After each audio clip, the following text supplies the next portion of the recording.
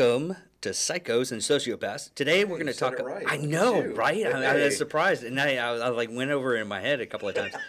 But we're going to talk about the Menendez brothers, Eric and Lyle. And Eric, Eric Yeah. Gilleen, What happened on this one is they basically killed their parents for the insurance, and they're saying they're emotionally and sexually abused. Was it? Yeah, from their father. Yeah, so I remember watching the news and seeing these, as I don't want to say as a kid because I mean this was all in like '96, but yeah, I remember seeing this. This was like the big thing in the news. Yeah. And I was on active duty then, so it's like we're sitting there watching the news. We're like, man, how fucked up are these guys?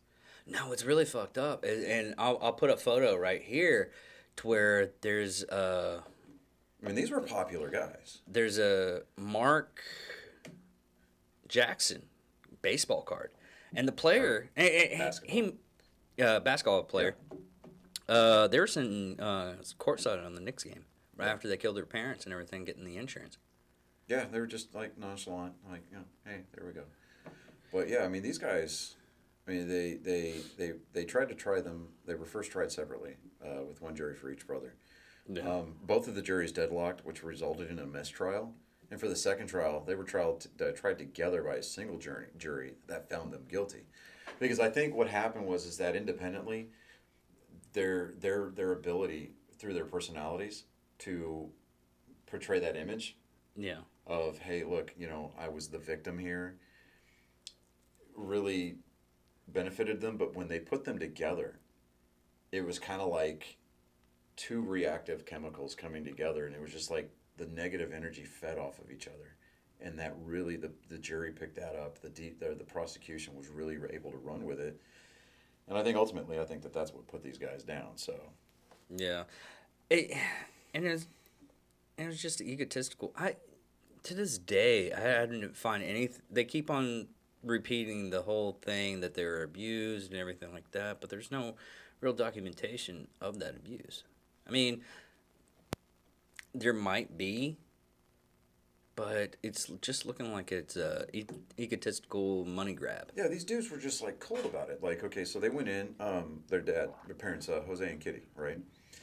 They were sitting on the couch in the den of their house, Beverly Hills. Lyle and Eric, they went into the den carrying some shotguns, Mossberg 12 gauges. They shot their dad in the back of the head. Mom got woken up. I mean, guy's mom was sleeping on the couch, right? So they shot her. Basically said, "Oh, yeah." They shot her in the leg. They shot her in the leg. She fell. Then she was shot several times in the arms, chest, and face, leaving her unrecognizable. And then both parents were shot in the kneecaps in an attempt to make the murders look like they were connected to organized crime. So I mean, these dudes thought it out, Wait a minute. Okay, so mother... they try to make it look like hits because. Okay, so the mother was unrecognizable, but the father was. Well, they shot the dad in the back of the head, so making him recognizable, I think maybe like part of his face was still there. Not entirely sure, but they only shot him once. They only shot him once. So now post mortem, they shot them multiple times because the way that the report read was that after post mortem, they shot him in the kneecaps to make it look like it was connected to organized crime. Like, okay, you had these thugs come in, wise guys, whatever, came in, shot him in the kneecaps. Like, I'm gonna shoot your kneecaps out, because does Maurice look like a bitch to you? So they pretty much digged in way too much for the right, yeah, because I mean mafia movies, right, so, but, and then they had the audacity, they called 911, and they were, I mean, they were putting on a very Hollywood-esque, production. Like, somebody shot my parents, it's like they were screaming, like they were getting all emotional into it. And, I mean, they were really going for that Oscar, best performance in a murder scene, goes to. Yeah. And, I mean, they really played the part whenever they called 911. They had told, let's see here, when the police department arrived, the brothers told them that the murders had occurred while they were at a movie theater seeing Batman, which in 1989, that was the big movie, yeah, right? It was the big with movie. Michael Keaton, who hands down is the best Batman. Don't get me started. Then they went, and then the annual attending the annual Taste of LA festival in Santa Monica. The police did not order the brothers to undergo gunshot residue testing.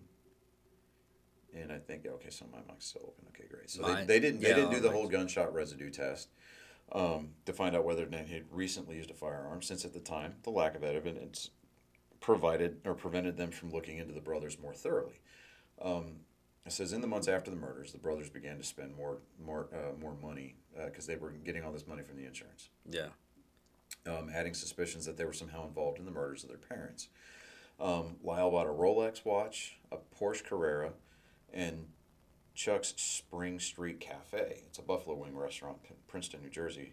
While Eric had hired a full-time tennis coach and competed in a series of tournaments in Israel, so they were traveling. And if they took the time, to me, this is what blows my mind. This is where arrogance and cockiness gets everybody. It gets 100% of people 100% of the time. They took the time to do as much research about mob hits as they possibly could to shoot their parents in the kneecaps to make it look like a mob hit. But the number one rule in every mob movie, when you get a ton of money, is don't fucking spend it. Yeah. And what do? They go out and spend it, and they not only do they spend it, but they spend it in a very grand visual fashion. Yeah. Let me see. They didn't look that part up. And they eventually left the family mansion unoccupied, as they decided to live in adjoining condos in nearby Marina del Rey. They also drove around Los Angeles in their deceased mother's Mercedes-Benz SL convertible. They went to expensive restaurants. They went on overseas trips. Is it believed that they spent somewhere around $700,000 during the period between the murders and their arrests. That's unbelievable. So I think maybe at some point they refused to believe that they were going to get caught, but their voice in the back of their head was going, "They're going to know. How are they going to know? They're going to know." Yeah. Well, in any kind of criminal case like that, if there's two people, the likelihood of you actually getting caught and everything is very high. Even though every cop or detective will actually tell you, it's like, okay, how you going to do these mothers? Well, me and him, I was like, all right, you just got caught. Because one of you was going to spill it. Right. Well, what is it that, the best way to keep a secret is to kill everybody involved? Yeah. Yeah. So even the birds. Yeah. So, I mean, I think at some point, because they're the one of them needed to turn on the other, and they could have made it look like it was like a triple homicide. He had come home, and it's like, oh yeah,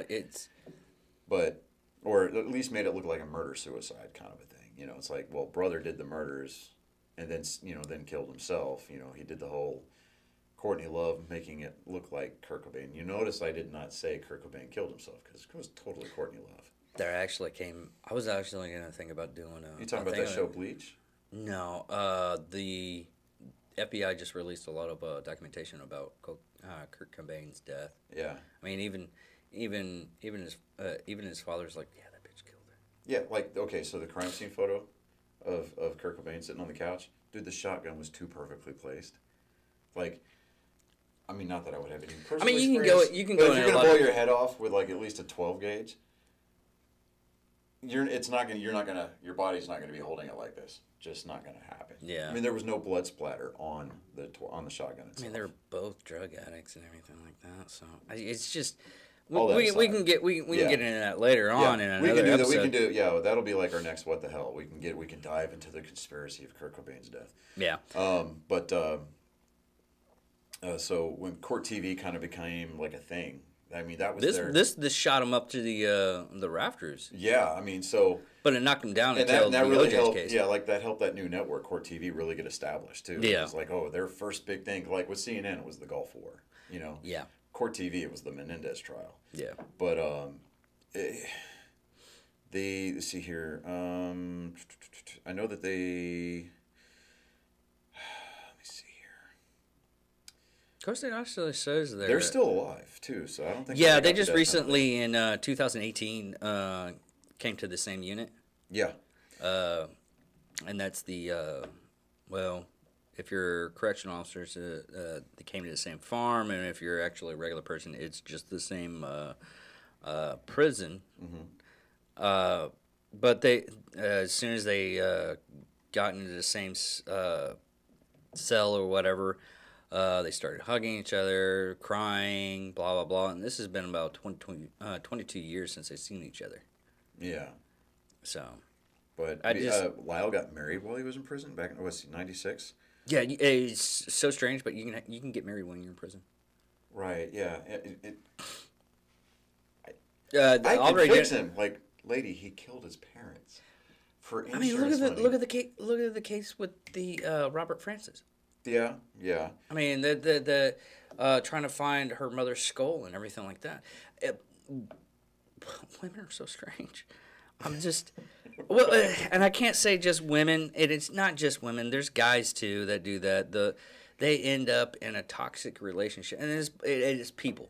They'll end up. The words codependent come to mind, like glaringly, yeah, heavily, and a lot of people. I don't want to say. Well, I can say something. There's a person that thinks they control me and everything like that. I'm like, you do realize I'm moving, and I'm not having a problem with it.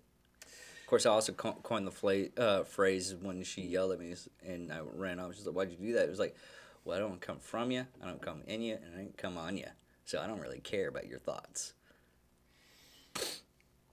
I dig that. Yeah. Yeah. Yeah. But, so let's see here. What is it? Eric married a lady in '99. Eric married a woman named Tammy Ruth Sackerman at Folsom State Prison. In the waiting room. Yeah, that's where they have the wedding. Okay, at the Allred unit. When I was working at, they have like a little outside court area and everything like that, where you can take photos with your loved ones and everything like that.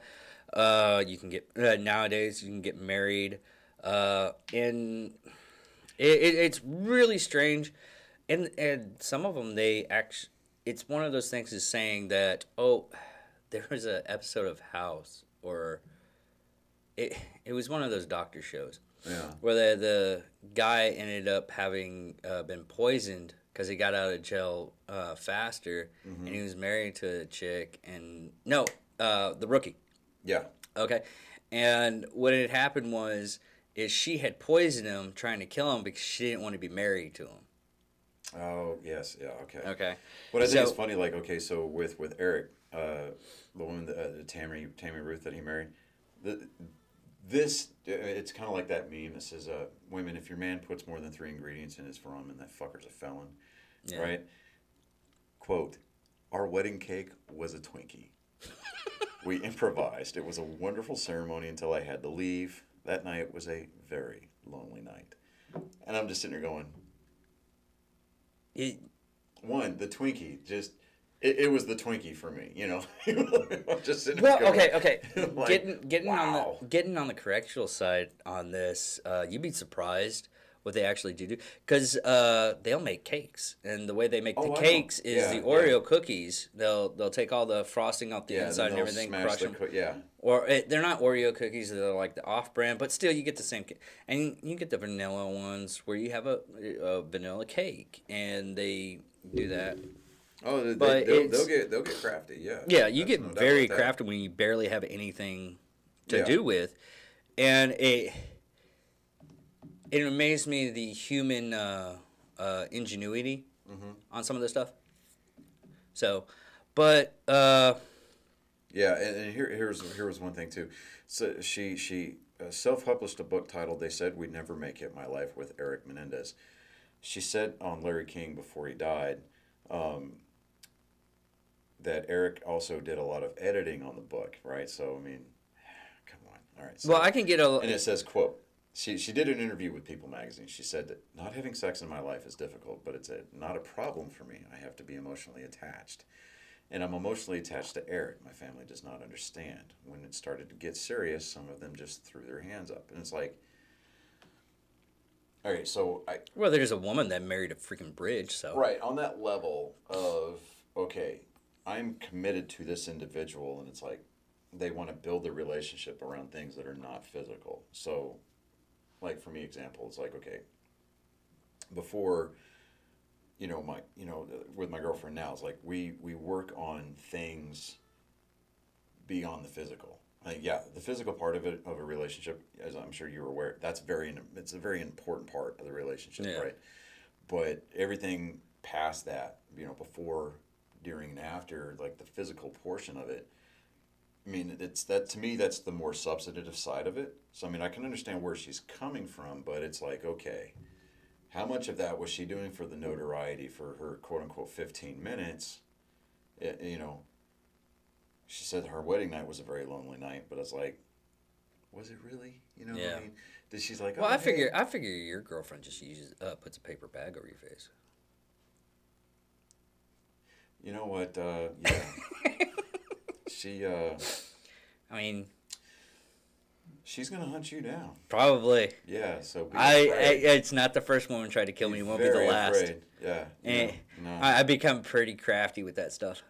You know, so I mean, she might go Lizzie Borden on you. So if she sends you a Facebook request, deny it, dude, because it's. I'm surprised that hasn't happened yet. But anyways,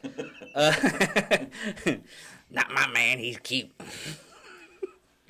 But other than that, there really isn't that much. It was just a spectacle at the time. Yeah. Because you had this new network that just came up. They had this new case that was really off the wall, and it had like not a part 1, but it had a part 2. Yep. That was what's really strange about this case, and the fact that they thought they could get away with it and show it to where there was a mafia hit or anything like that, and I don't even think the police digged in that much to see if it was a mafia hit. Yeah, I mean, because I saw how they did it too, and I was digging in throughout the whole case, trying to find out if there was any type of investigation on the mafia, and there really wasn't. I think that it was the beginnings of the. I think they knew, and they just needed to get more evidence. Yeah, as far as like the brothers were concerned and why they did what they did, I don't think there was any kind of like underlying trauma that they experienced during their childhood or any kind of like sexual abuse that they received at the hands of family members or anything like that. I think that what they did, given the area that they were living in at the time, which is Beverly Hills, everything's all very, very materialistic there. And it's very comsec opsec. Yeah, so it's one of those. They knew that they didn't have any discernible life skills to go out and make their own way in the world. So they were doing it for they were trying to get there as fast as they possibly could. And they were, and they didn't want to, at least in their minds, they didn't want to look at it, or they didn't want to have to deal with the ire of their parents. Yeah, so. It's the whole, and someone would probably just beat the holy crap out of me off this one, but it's kind of the pretty girl syndrome, where they're told they're pretty and everything, they're given all this stuff and everything like that, and as soon as they grow up and they find out that's not how the world really works for them. Yeah, I mean, and sometimes it's guys too. Trying to make. Yeah, that's the point where I was trying to make. I just couldn't make the connection there. It's the beginnings of that whole participation trophy. Or a brat. I think the best thing would be a brat would be the best way to say that. Well, I mean, at least with the brats. I mean, people who identify themselves as being brats, I mean, they'll throw those little superficial fits, or they'll stick their lower lip out and they'll be all pouty. But at the end of the day, they know, hey, look, I've got to put that back, I've got to put it away, and I've got to put my nose to the grindstone. They know that they have to go to work.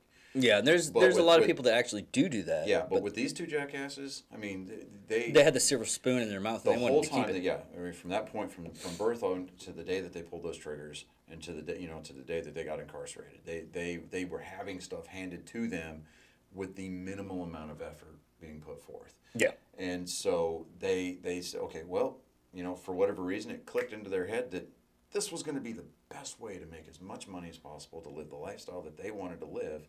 I'm surprised they didn't try to do a bank robbery. I think that would probably be to me with the bank. No, because I mean, with bank robbery, I mean, even in the grandest scale of the most complex bank robberies out there, whether it be Hans Gruber or the guys who shot up that bank at Santa Monica with body armor, it doesn't matter. At the end of the day, you're still nothing more than just a petty thief. Yeah. And I think in their minds, they kind of looked at it that like, well, we're not thieves. We're just gonna, No, their thinking was, well, we were being abused sexually and mentally and everything like that. Well, I don't think that, like I said, the sexual side of it, I don't think ever happened. Okay. I think in their mind, they felt that they were being deprived and they were being mentally abused because their parents were probably gonna say, look, when you guys are gonna have to move out, you guys are gonna have to make your own way. And I Basically, think do the same thing that my parents did on my graduations, give me luggage. and maybe even just in a couple of years too late, because at that point, I think honestly, and there's no way to ever prove it, but I think maybe their parents had threatened to cut them off if they hadn't gone out and done A, B, and C, and so they decided that. I think that's what ultimately was the justification in their mind that they used to say, hey, we're just going to get rid of the problem, and then we're going to reap the benefits from it. But what their problem is the reason why they got caught was the fact that they went out and started spending the money the way that they did, on the scale that they did. Had they not done that, if they'd have said, hey, look, we're going to invest this, and we're gonna live meagerly, or modestly, the police would have never looked at them. Yeah. And so, would it have eventually come back and bitten them in the ass? I still to this day... Maybe 25, 30 years down the road? Possibly, but by that time... You'll lose a lot of your evidence. Yeah, your evidence is going to degrade. And so, I think ultimately, ego, like a lot of the killer, or the people that we profile in this particular show, I think ego got in the way. Yeah. Ego's ultimately what ended up getting them caught. And that's what most of the time it's just mistakes. Their mistake was spending way too much. But this is a good episode on this one. I just like the fact of they were shown out on court side, and they made one guy famous because of it. Yeah, they made his one trading card absolutely valuable because the fact that it's like $300 to $1,000 to get that card. Yeah. And it's only because of the notoriety that the Menendez brothers are in the background. I bet he hates it. Oh, I bet he does, too. The baseball player. Was it Mark Jackson? Yeah, Mark Jackson. I bet he hates it. He's like, I was a good ball player and everything. I had good stats, but the only thing I remember is because of those damn kids. Right. Like, I'd have had a quiet career if it weren't for you two pesky kids. Yeah. But hit the like button and share as much as you possibly can. Comment. Well, I'm going to start doing this with the T-shirts. We have so like fuck socialism. T-shirts we'll give out to we'll people. Come up with other shirt ideas, but give us a comment. Leave in the comment section. And especially you'll get a repeat of stuff that you like. It goes with the algorithm. Yeah, the algorithm. But in the comment section, definitely kind of give us a suggestion for who you want to see profiled on the show next, and if we pick your suggestion, we'll possibly toss a shirt your way. Yeah. All right, people. This is Psychos and Sociopaths. Talk to you later. Bye.